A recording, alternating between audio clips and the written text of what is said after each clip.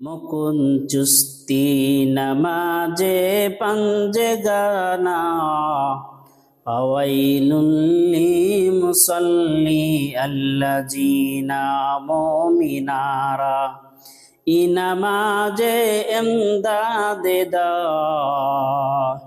আস্তাইনু আয়াতে কুরআ বখা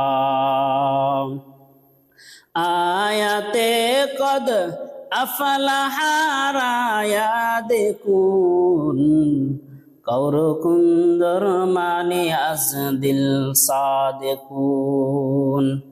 রাসূলুল্লাহ সাল্লাল্লাহু আলাইহি সাল্লাম বলেছেন, যে ব্যক্তি এশারের নামাজ জামাতের সাথে আদায় করে শুয়ে যাবে এবং ফজরের নামাজ ঘুম থেকে উঠে জামাতের সাথে আদায় করবে, এই মধ্যবর্তী সময়টা কেমন যেন সে নফল ইবাদতের মধ্যে কাটিয়ে দিল।